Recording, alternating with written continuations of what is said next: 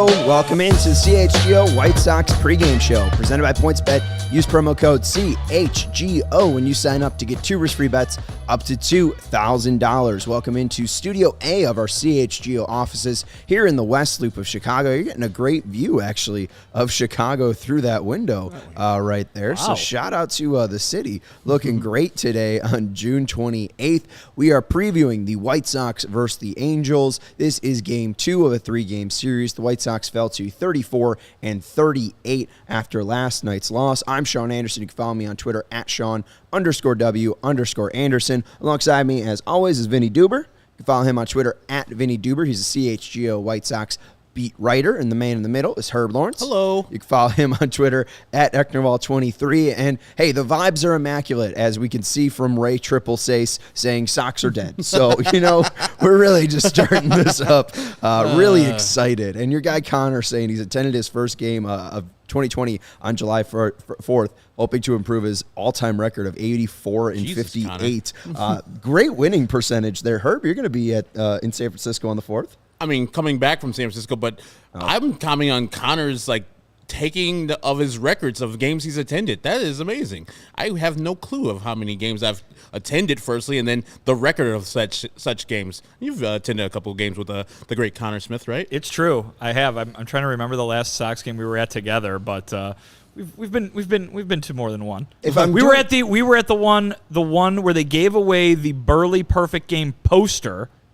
And I believe Jim. We were sitting literally in the last row of the upper deck, and I believe Jim Thome hit 2 homers in that game. Wow! Yes, that's a great day. And I was trying to think.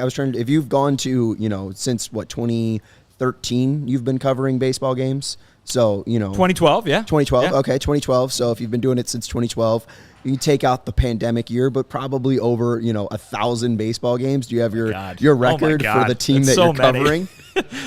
No, I don't. But that's something that's easy to look up. I don't need, you know what I mean? Well, that's you go to all of them and you can easily look it up. Well, there you go. That's going to be your homework for the post game is figure out your record for every single game you've covered. And hey, Sean Jankowski likes your shoes. He says they're fire. He keeps on getting compliments on them. I mean, they are fire. They are. I see them close up. They're nice. I got to stop wearing them so much or they're just going to get wrecked and dirty. Custom made, man. I will say, though, I mean, even the actual, the soles, got some usual tear. But got the street of Chicago on them, yeah. Right here is pretty still white. I mean, yeah, you're they're pretty doing a new. good job. That's what I'm saying. Yeah, you're doing a good job. So maybe I need to dial it on back a little bit, though, to make them last a little longer. Yeah, we'll see. I mean, you got them, use it or lose it. That's the saying for a reason. Let's talk about Yoan Moncada because he's back. Yoan Moncada is back on the Chicago White Sox roster. Lenin Sosa has been optioned not down to AA, but to AAA, so he kind of gets... He got an indirect promotion. Yeah, I mean, he got a big promotion, and then he got a little bit demoted, but he got a nice little bump. At the end of the day, it's still a promotion, right? Yeah, so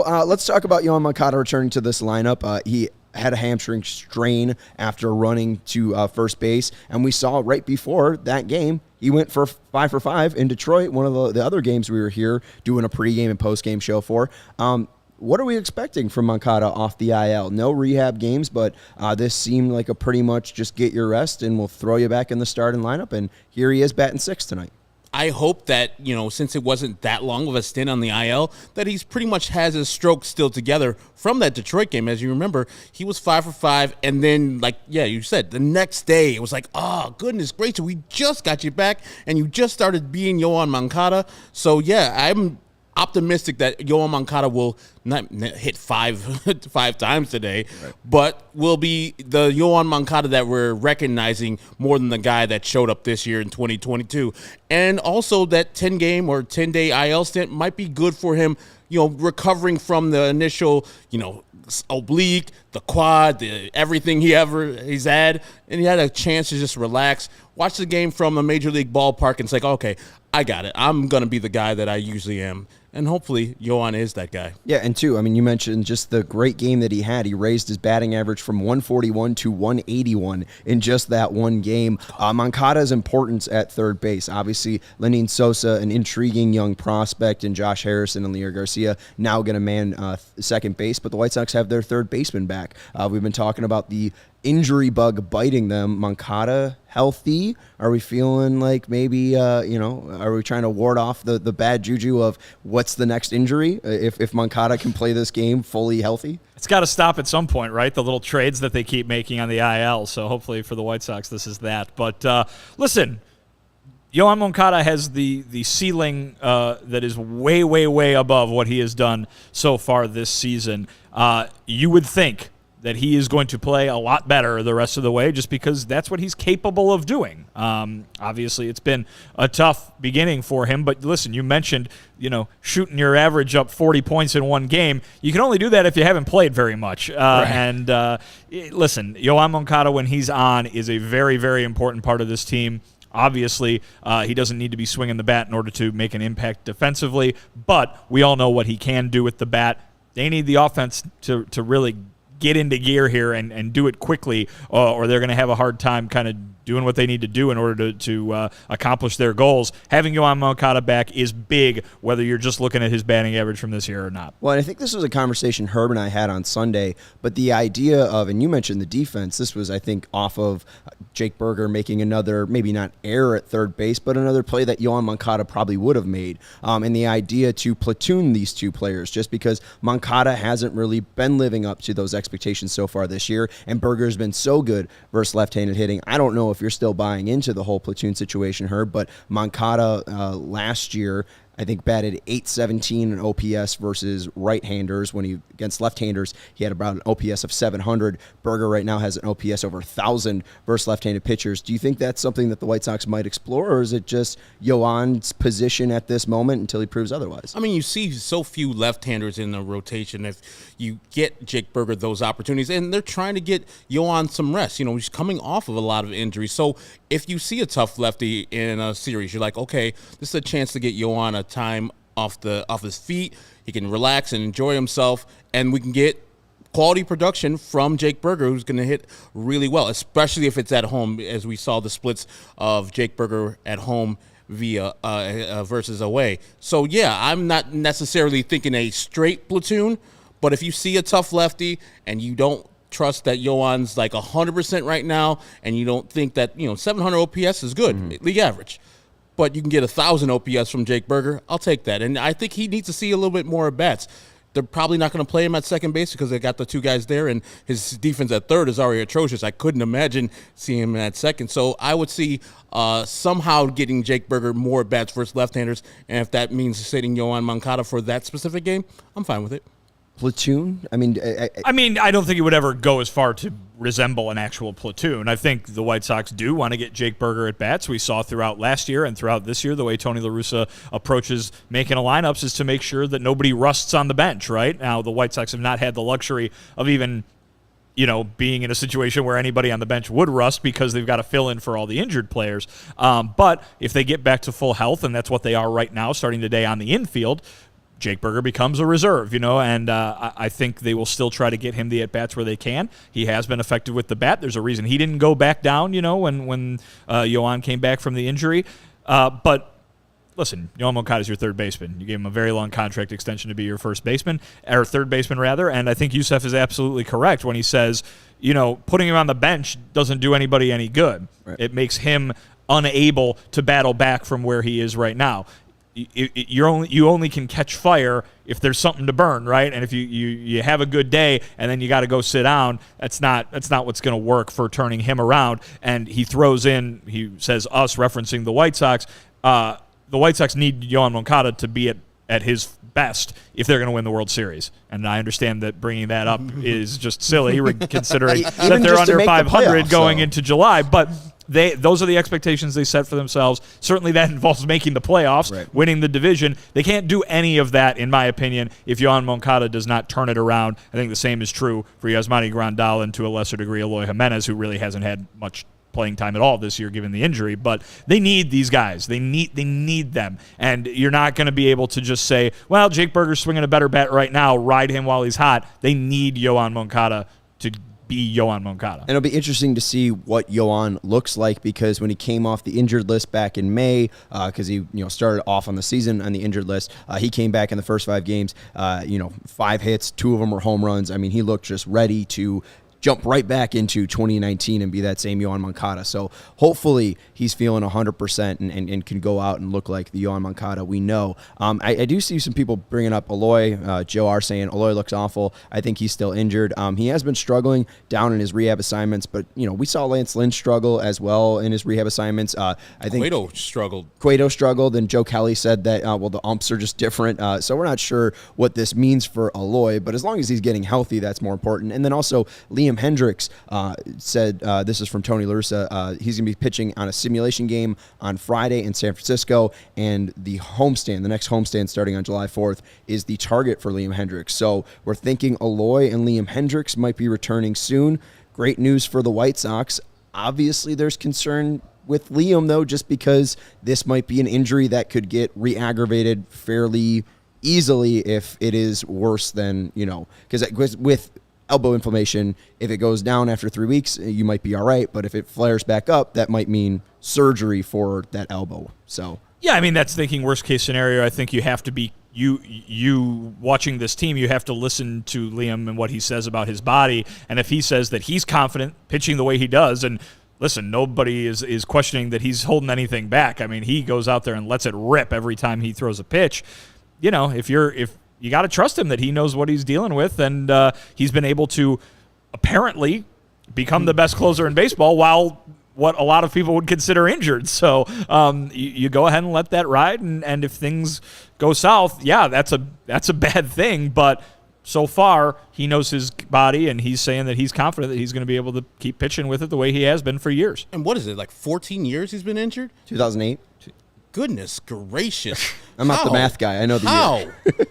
I know he's a warrior, but goodness. And like you said, 2-time AL reliever of the year with a torn UCL. It's not all the way torn, but still torn, probably causing him some discomfort every time he pitches. This is me being a jerk on purpose, but hey, maybe he'd be a great starting pitcher if he had an intact UCL. Wow. Burying Liam for his starting career. He's had a great baseball career, much better than my baseball career. So shout out to Liam Hendriks, and still, like you guys said, awesome that he's been able to have a career even with a torn UCL since 2008 and been able to pitch through that. But it's exciting. I've missed his energy on this White Sox team, so I've missed. Well, and I think more than anything too, it's like every day it's like they're cobbling a bullpen together. Yeah. I mean, what did we see in that Sunday game just this over the weekend against the Orioles? Kendall Graveman goes out there and give Kendall Graveman a ton of credit for getting through that inning with the 2 errors that started it, but like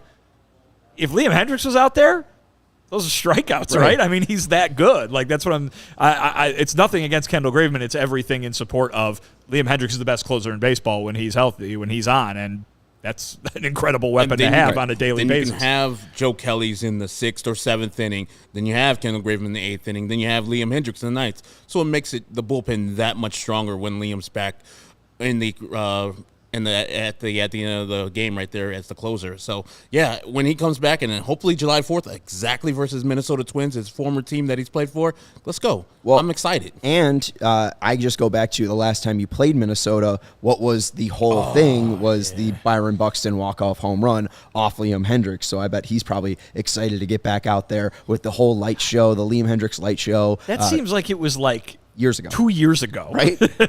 It was only just about 3 months ago, that was the series when Eloy got hurt also. Yeah. Oh, yeah. Right, yeah. And running down the first baseline, and then it looked like he just, was dead. This is the thing. That DVD of this season is going to be dramatic. It's like the White Sox slugged through the first 3 months and found their way eventually. Like, it's going to be great because all the injuries and all the stuff. But I still believe the White Sox, even though my guy already said it's a dead-ass team, they will eventually catch those Minnesota Twins. I can't wait for that DVD. It's going to be great. Yeah. There's going to be a DVD of it? That means they're going to win the World Series. Hey, man.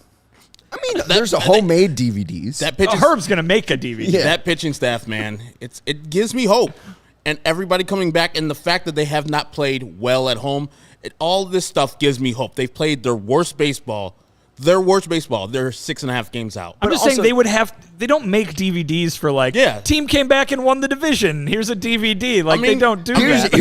Here's your home DVD on your 2022 AL Central champion. I mean, what we've seen, yes, it's very odd to say, but You picked them for the World Series. I picked them for the ALCS. I think you did the same. It's something like that. We believe that this team is much better than they have shown, so I have faith. I have faith in this team will play much better than they have yet. And part of the reason why I didn't pick them to win the World Series, though, was because I didn't love their offseason. And I think this is it kind of rearing its head, them starting 34 and 39. I posted on Twitter. We talked about it yesterday. They have 90 games left. If they go 60 and 30, which would be a great run to the end of those 90 games, they still wouldn't surpass their win record from last year. So it is a disappointing year. I mean, you're supposed to be taking that step forward. You're supposed to be making progress and not winning the same amount of games, although different scenarios, different circumstances, different injuries. Definitely, I would say, disappointing for the franchise.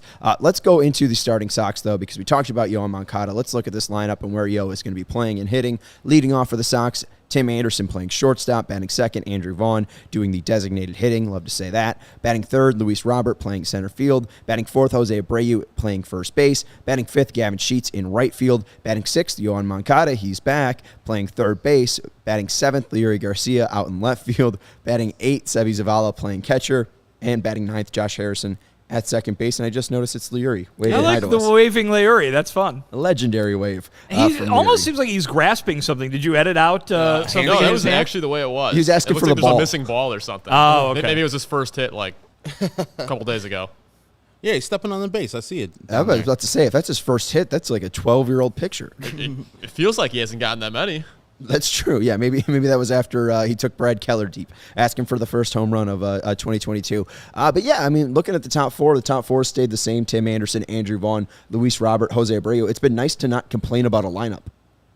I don't know if you guys have felt that, but I haven't had too many issues since about that Texas series. Yeah, I mean, and that was when the offense turned around, right? And I mean, it was like we were talking about, very chicken or the egg, right? I mean, in the end, when your offense is clicking, you don't need to change the lineup very often. Tony certainly didn't want to, has been kind of forced to, either A, in an effort to jumpstart the offense, or B, because of all the injuries.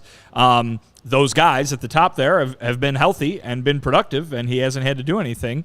That being said, here we are again talking about an offense that really needs to kind of be shocked back to life here. Well, I think something funny, too, not complaining about the lineup hasn't been happening too much. This is also Andrew Vaughn's 18th straight game being played. Love it. And I think you love it, but also, I mean, we just talked about A.J. Pollock, who's now sat out in 2 straight games, not in left field. Leury's out in left field tonight. He wasn't at 100%, is what Tony said in the past weekend. Andrew Vaughn wasn't at 100%. Jose Abreu wasn't at 100%. Tim Anderson wasn't 100%. Luis Robert's not at 100%. I love that he's playing designated hitter, but, I mean, 18 straight games does concern me. But he's gotten on. You kidding me now? He's gotten on 20. I was not the one complaining. Hey, Steven, you know me. I was not the one complaining about him playing every single day. I said protect him. I need him to play every day, and he's gotten on base 24 of the last 25 games. His streak got broken up Pretty damn good. on Sunday. That's what he does. He gets on base. That's what you need at the top of the order. He is our best hitter, as I said multiple times. He's a young player. He'll have a rest on Thursday. Let him play. Let him play as long as he can. If you don't see any actual wear and tear, physical, especially today, he's going to be a designated hitter.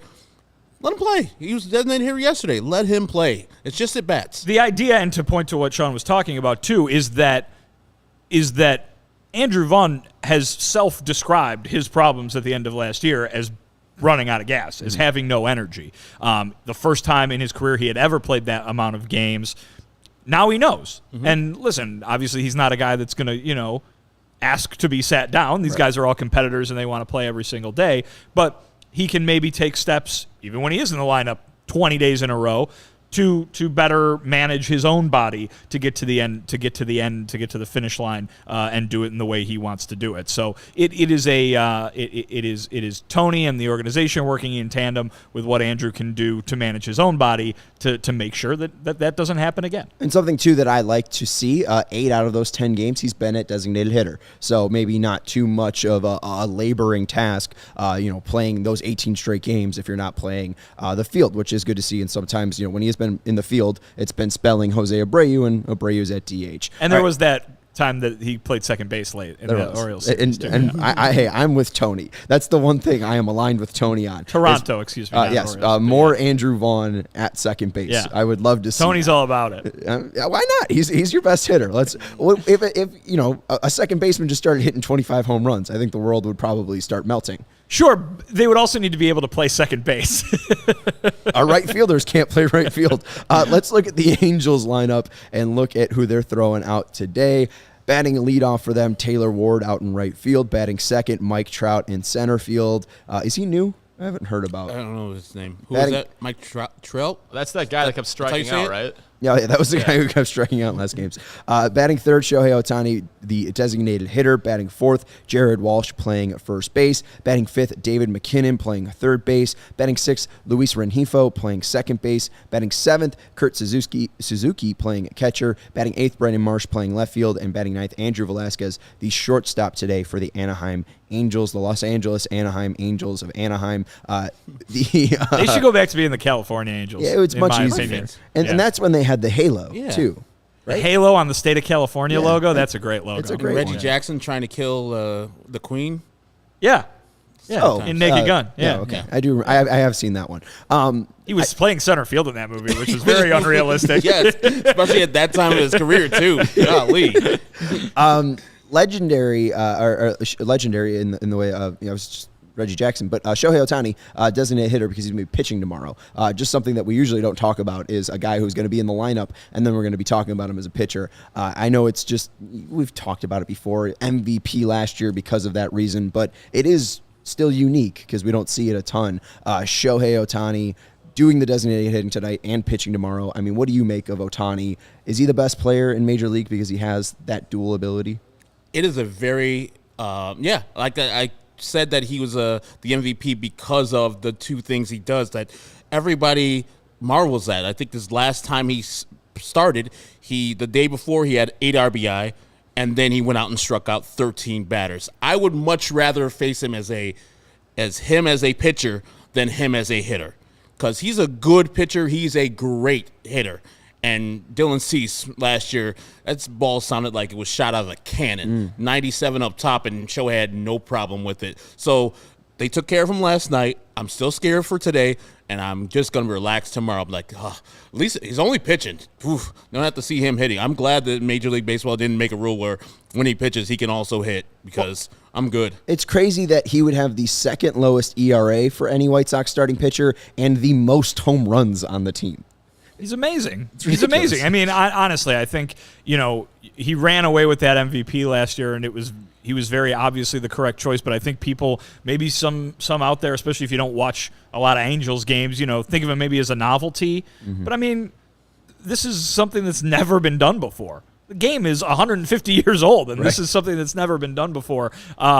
He is outrageous. This is a guy who is already assured himself a spot in the history books as baseball goes, because what he is doing and how he is doing it is just incredible. Well, and when we look at the probable pitchers for tomorrow, when we do the pregame, Kopech versus Shohei Ohtani, we'll probably nerd out a little bit more about his stats and his pitching stats, because, I mean, he's a Cy Young candidate on just his pitching stats alone. Obviously, that's the pitching award, but, I mean, it's just incredible. 68 innings, he's got 90 strikeouts and 16 home runs at the plate. Just absurd. Sean, I don't type of athlete he is. Sean Ireland, who spells his name incorrectly, I don't believe he does hit when he pitches. I think they have to have the designated hitter, and when he leaves the game, he's done. If my memory serves me correct, now that the universal DH is out there, I believe that he does not hit. I have no idea, but I don't think that he has recorded an at-bat when he pitches. It's something that only one team has to worry about. So that we talk about the White Sox, we shouldn't have any reason to know this rule, right? Matt Davidson is not on the team No, anymore, he's not. people. Let's look at the starting pitchers for tonight's matchup. We'll talk more about Ohtani tomorrow. On the bump for the White Sox will be Johnny Cueto. In 48 innings pitched, he's got a 3.19 ERA, 43 hits allowed, 40 Ks, and he's allowed 12 walks, an ERA plus of 1.23, and the opponent tonight will be Chase Silseth for the Angels. 16 1/3 innings pitched, a 4.96 ERA, 17 hits allowed, 11 Ks, 7 walks, and an 81 ERA plus. Herb, you mentioned the former teammate of Garrett Crochet. He was a pick in the 11th round of the 2021 draft for the Angels and started off this year in Double-A and then got promoted all the way up to the big league. He's had 4 starts now, but this is a guy that I think the White Sox should knock around. Should, yeah. We said this so many times. I mean, any of those Baltimore Oriole pitchers knock you off your feet before the game or even during the game while they're pitching. No. And the White Sox didn't do really anything with them. Got a couple hits off of Jordan Lyles in the last game, but nothing was there for them offensively. You're like, okay, they crushed that mediocre pitcher. And this guy's a mediocre pitcher. Just came up from the Trash Pandas. That's their minor league team down there. That's a great minor league team. I want a hat, Trash Pandas. But Silseth should get hit hard by the White Sox. You see the lineup out there for the White Sox are throwing out there. He's above average fastball as far as miles per hour and spin, but everything else is just below average. So White Sox just need to take care of Silseth today and show that their offense might be back. Well, and that was the thing that we're talking about. I mean, like the lack of power from this team. When they hit home runs, they're different. I mean, this is a guy they should take advantage of. The Angels are scrounging for pitching? Yes. Color me shocked. Herb made the note, and I thought he was going to bring it up when I threw it to him, but I think they took 22 players in the 2020 draft. 20 of them are pitchers. He's one of them. One of them's got to be okay, right? One of them's got to be able to get this team a couple of wins. Listen, the White Sox obviously should have the advantage. So far this year, they haven't. Tony said it today to the reporters in Anaheim, just got to score some runs. Yeah, you do. I mean, that's how you win baseball games. White Sox don't score a lot of runs. And we had that stretch of series there where they were doing it. All of a sudden, they face the Orioles, and they go back to the things that were plaguing them for the first 2.5 months of the season. So it happened again last night. They only got 3 runs.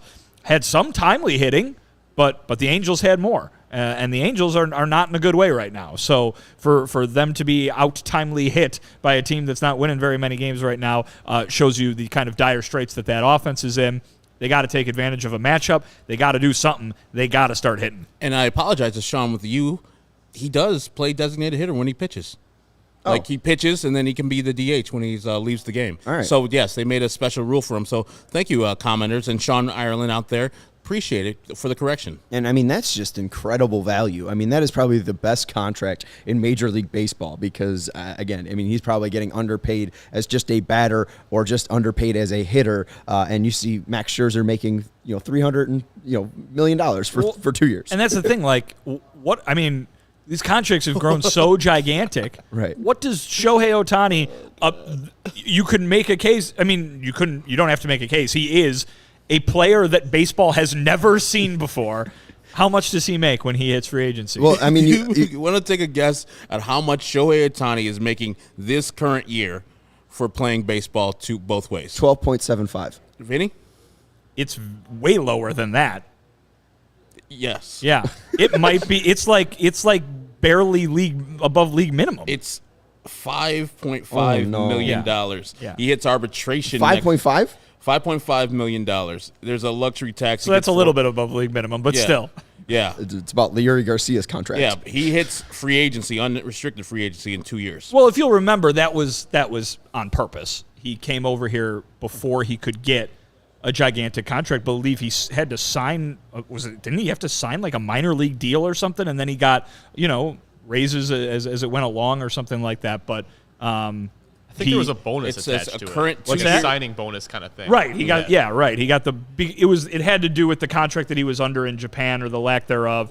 But yeah, it was. He was not the typical free agent who comes over from Japan, where those guys usually had a little bit more experience. Being a younger player, he kind of forewent some being able to make big money, and it's paid off handsomely for the Angels. Well, it's funny, too. This is from The Atlantic in 2017. Ohtani is so promising that scouts estimate that he would be worth more than $200 million cumulatively between now and the time he's 30. The Angels, though, signed Ohtani at a bargain rate, the league minimum salary of $545,000 a year, plus a one-time signing bonus of $2.3 million, and 5 years before he even played, or before we're even here right now. If he's such a valuable player, why is he making the lowest the league is allowed to pay? So the Atlantic was on top of it from the moment he signed. But yeah, absolutely ridiculous there. That's funny. From Ohtani. We mentioned home runs too. The White Sox, 35 of their 59 home runs have come in wins. They've hit 24 home runs and losses.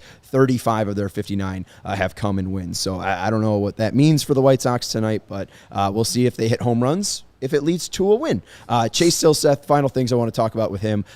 The one thing that the White Sox get beat with is location, and with his pitches, he's really not that great at locating those pitches. Steven, if we can go to that graphic on Silseth's pitches, you can see right here, it's pretty spotty. A lot of like true major league pitchers have more of a tighter strike zone. That blue area is a lot more tighter on that four-seam fastball. So even though it's got a little bit above average on its vertical movement and its horizontal movement, it's above average speed-wise. I don't know if this is a guy that can locate enough to beat the White Sox. Are you going to ask us what we see when we look at these things, by the way? This has got Rorschach test written all over it. What do you see in that first one? How does the first one make you feel, Vinny? I don't know. I'm not quite sure. I see maybe a Care Bear. I think I see a Care Bear in there. Yeah. I could see it. It's the green He's sitting down, but yeah. A seated Care Bear. Herb, what do you see in the split finger? I see a confused dog.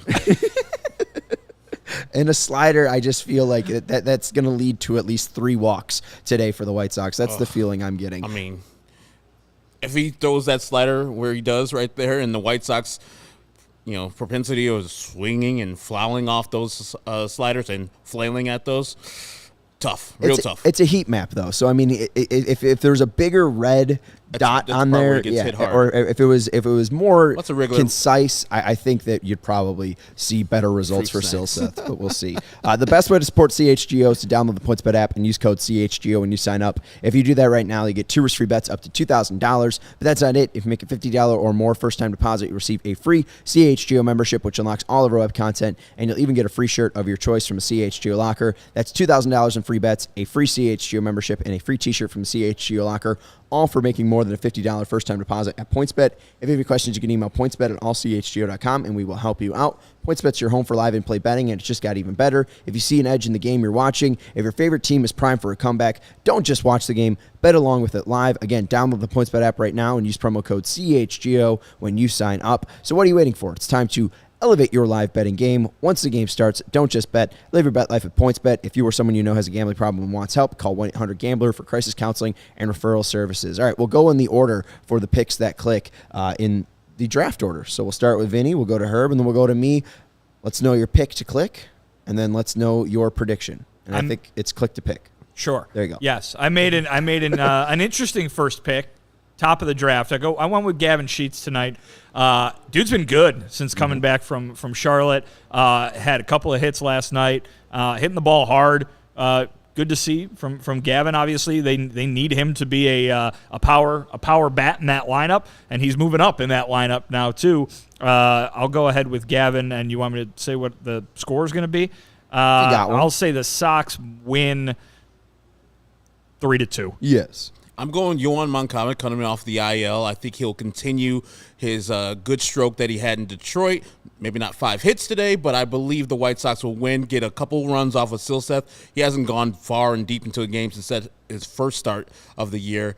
I'm thinking the White Sox are going to win this game 5-1. I would love to see it. Chase Silseth has done really well against the Oakland A's, and that's about it. The other 2 times he's been out, he's struggled against, so hopefully the White Sox are more like the Philadelphia Phillies and less like the Oakland A's. I'm going to go with Tim Anderson. He's really good at baseball. I had the third pitch and still had the ability to pick Tim Anderson, so I won't look at the gift horse in the mouth. I'll take the White Sox to win 8-3. Because 8 runs? Yeah, why not? Because if they hit home runs, they'll score. I don't know. Yeah, you're just like, they're just going to score a bunch of runs and hit home runs to score a bunch of runs. Like, wow, what team you watching? Well, I think Gavin Sheets, 7-16 since coming up from AAA might leave the yard. So I liked Vinny's pick, even though he picked first. And I don't know. I didn't have the chance to pick Gavin Sheets. If Gavin Sheets was still available, I'd probably pick him. I think Gavin might go yard tonight, but we'll have to see. And hey, maybe Yohan can show off what he showed when he returned back in May. He hit 2 home runs in his first 5 games, so maybe we could see something like that. I see all your guys' pick there, but we got to go watch the game because it's going to start in 3 minutes. So we'll see if the White Sox can score 8 runs. Yes, I know it's very shocking, but they were doing it before the Baltimore Orioles came to town, so maybe they'll get back on that streak. We'll see if I'm right, if Vinny's right, if Herb's right, or if none of us are right on the CHGO White Sox postgame show. Make sure you follow that. Once the final out is made, we'll be live, even if that's at midnight, even if that's at 11. It'd be great if it's at like 10:30. It would be great if it's at like 11. let's say 11. If it's at 11, that'd be wonderful. I choose that one. Chase Silseth has been pitching with the minor league clock, so maybe he's just all ramped up and go. Johnny Cueto worked with it before, hey, fingers crossed. It's a quick game, but we'll have to see. That's Vinnie Duber. You can follow him on Twitter at Vinnie Duber. That's Herb Lawrence. You can follow him on Twitter at Ectormall23. I'm Sean Anderson. You can follow me on Twitter at Sean_W_Anderson. For live in-game updates, make sure you're following Vinny and the CHGO White Sox account at CHGO_White Sox. For our producer, Stephen Nicholas, we will talk to you after the final out is made here on the CHGO White Sox YouTube channel. Go White Sox.